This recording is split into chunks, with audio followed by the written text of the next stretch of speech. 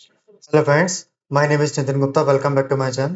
Friends, आज हम बात करेंगे अपने पोर्टफोलियो सीरीज के अगले स्टॉक के बारे में। अगर उस सीरीज के पहले की वीडियो आपने नहीं देखे हैं तो एक बार आप मैंने डिस्क्रिप्शन में उसका लिंक दिया हुआ है, एक बार जाके आप चेक कर सकते हैं। और इस सीरीज के अंदर मैं वही स्टॉक को पिक करता हूँ, वही वीडियो बनाने की कोशिश होती है कि जिसमें 30% से ज़्यादा का पोटेंशियल गेन हो, जिससे हम हमारा जो सीजर है वो 30 से 40% निकल कर आए, जिससे हम अपना ओवरऑल 3 ईयर का जो साइकिल होता है उसमें अपना पैसा हम डबल कर पाए। बट मेरी किसी तरह की कोई बाइंग की और शेयरिंग की रिकमेंडेशन नहीं है। जो ये काम मैं अपने लिए करता हूँ वो एक वीडियो के रूप में आपके साथ शेयर करता हूँ, जिससे हम लोग साथ में मिलकर ग्रो कर सके।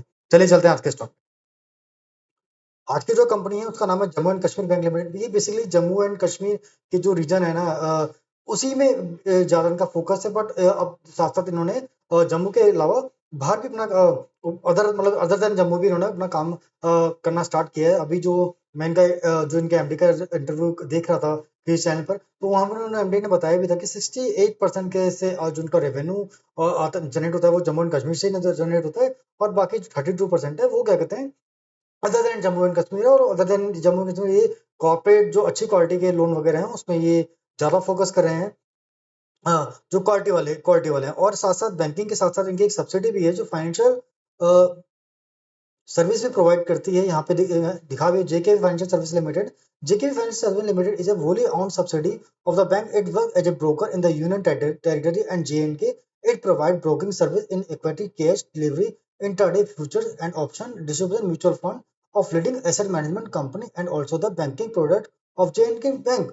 तो साथ साथ ये जो इक्विटी, इंट्राडे, म्यूचुअल फंड मतलब जो फाइनेंशियल एसेट की सर्विस की है ना, उसके की भी सर्विस प्रोवाइड करते हैं जे के अंदर। और अच्छे खासा इनकी पोजीशन होगी, ठीक है। अब एक इनका फंडामेंटल चेक कर लेते हैं। जो मार्केट कैपिटल है वो 14,239 करोड़ का है, तो बहुत बड़ा मार्केट कैपिटल नहीं है, बहुत छोटा साइज में है बैंक ये। स्टॉक पे 8.04 का है, आरओसी 6.23 की है। लास्ट 12 मंथ का जो प्रॉफिट है 1610 का है। प्रमोटर होल्डिंग 59.14% है। इंडस्ट्री पी 117 का है। करंट प्राइस 129 का है। बुक वैल्यू 95.9 की है। आरओई 17.9 है। प्राइसिंग कोई है नहीं, हाई प्राइस ओवर टाइम 200 का है। 53 टू वीक का जो लो बनाया था 53 का बनाया था, हाई 152 का बनाया था। तो लास्ट 1 ईयर में 3x भी हुआ था अपने लो से। डिविडेंड कंपनी तो थोड़ा बहुत पे करती है। फेस वैल्यू 1 का है। डेट टू इक्विटी 12.6 है। हमें पता है कि फाइनेंशियल और बैंकिंग सेक्टर में डेट टू इक्विटी होती है वो इन्वेंट्री होती है, जितना ज्यादा ही होगी उतना ज्यादा ये इनका बिजनेस बढ़ेगा। तो क्वार्टरली उन्होंने अभी पोस्ट किए थे, तो मार्च से अगर हम देखो 2023 में तो उनका रेवेन्यू था 2512 था, इस बार बढ़कर 2910 आया। तो और जो नेट प्रॉफिट था वो 473 करोड़ से बढ़कर यानी 473 करोड़ से बढ़कर 633 का हो गया। तो ऑलमोस्ट अच्छी खासी ग्रोथ नेट प्रॉफिट में नजर आई हमें। और अगर आप ईयरली बेस पे देखोगे तो ईयरली बेस पे 13 से डेटा हमारे सामने है, तो 6137 का जो रेवेन्यू था अब बढ़कर 11,213 का हो गया, ठीक है। और जो नेट प्रॉफिट 10,555 करोड़ का था वो 1,777 करोड़ का हुआ। तो नेट प्रॉफिट देखो 13-14 को छोड़ोगे छोड़ने के बाद आप देखोगे ना, नेट प्रॉफिट कभी भी अच्छा नहीं है, हमेशा बेकार है। मतलब 2021 से जो सीजन है वो इम्प्रूव हुई, और 22 और से में थोड़ी इम्प्रूव हुई। इसका 23 और 24 में देखो, 22 से जो रिजल्ट आया 23 में वो सीधा डबल से ज्यादा का है, और 24 में उसके से भी अच्छा है। तो अगर हम 2 साल का देखोगे, 2 साल में जो 500 से जो 500 करोड़ से बढ़कर 77 हो गया, यानी 3x से ज्यादा के नेट प्रॉफिट में ग्रोथ आ गई। तो अगर हम क्वार्टरली बेस पे देखें जो हमारे सामने डेटा है, तो quarterly base highest ever result इनका इन्होंने पोस्ट किया है, और ईयरली बेस पे हाईएस्ट एवर रिजल्ट इन्होंने पोस्ट किया है, तो एक अच्छी बात है। बैलेंस शीट में अगर आप देखोगे तो बैलेंस शीट 24 का लगता है इसके डॉट इन अपडेट नहीं किया है, तो अभी डेटा अगर हम 23 का देखें तो 9793 के पास रिजर्व है। इक्विटी 103 का है, और 2224 का फिक्स एसेट है, और इन्वेस्टमेंट 34,780 का है। तो जितना का मार्केट कैपिटल नहीं हो सकता, इन्वेस्टमेंट ही है। और शेयर होल्डिंग पैटर्न में जो 59.40 प्रमोटर के पास है, यानी प्रमोटर गवर्नमेंट ही है, ठीक है। एफआई के पास 6.99 है, और डीआई के पास 7.90 है। तो एफआई और डीआई के इसमें आप दोनों को इसमें देखो कि हमें ये लगातार अपनी होल्डिंग को इंक्रीज ही कर रहे हैं, डिक्रीज नहीं कर रहे हैं, ठीक है। थोड़ा थोड़ा करके जैसे जिनको मौका मिलता है वैसे बढ़ता है। और जो जनरल पब्लिक के पास दिखाया हुआ है 25.71% है, बट इसमें संजीव अरोड़ा जी एक है जिनके पास 1.22 है अदरवाइज। और 24% होल्डिंग हम कह सकते हैं नॉर्मल रिटेल के पास होगी, बट हो सकता है इससे भी कम हो, क्या। एक बात और, कंपनी डिविडेंड भी अच्छा खासा पे करती है। उन्होंने अभी इस क्वार्टर के साथ डिविडेंड डिक्लेयर भी किया था। एक मिनट, डिविडेंड पर सर्च कर लेते हैं। हाँ, मैं इसको बड़ा कर लेता हूँ। देखो, फोर्थ में रिक्वायर ए डिविडेंड ऑफ ₹2 15 पैसे पर equity share each fully paid up for the financial year ended March 21 2024 subject to the approval of the shareholder order at the ensuing general meeting।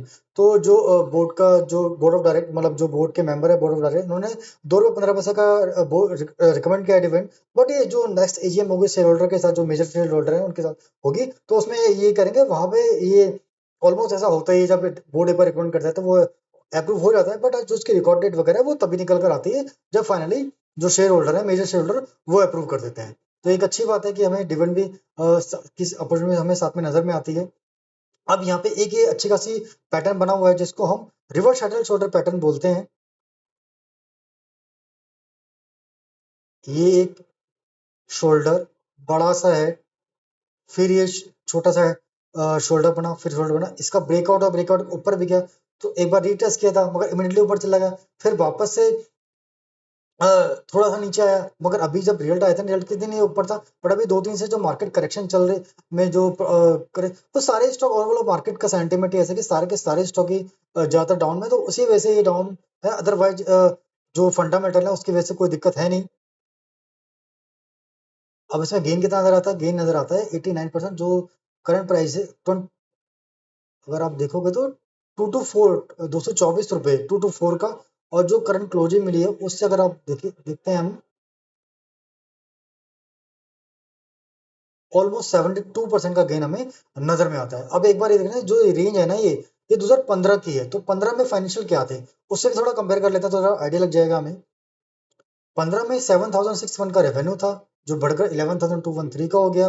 और जो नेट प्रॉफिट था ना वो 508 का था वो बढ़कर 3,711 का हो गया। तो जो नेट प्रॉफिट जो रेवेन्यू में भी अच्छी खासी ग्रोथ है। रेवेन्यू में 50% ज्यादा की ग्रोथ आई है और जो नेट प्रॉफिट में 3x से ज्यादा की ग्रोथ आई है। तो यहाँ से ऑलमोस्ट जब 3x से ज्यादा ग्रोथ आती है इसमें तो जो पहला हाई है जो मतलब लाइफ टाइम हाई बनाया होता है ना क्योंकि ईयरली भी अच्छे highest ever yearly result posted है और क्वार्टरली भी। तो जो इनका हाई होता है ना 200 वहां तक जाने के चांसेस हमेशा बहुत ज्यादा होते हैं।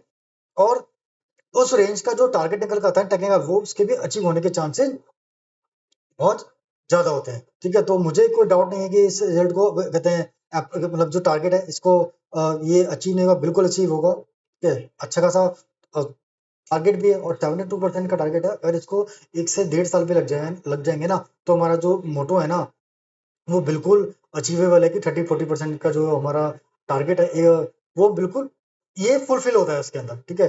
बट इसमें रिस्क किस तरह है? देखो रिस्क वही है, होल्डिंग पीरियड देखो।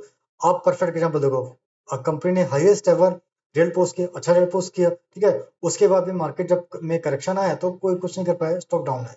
ठीक है?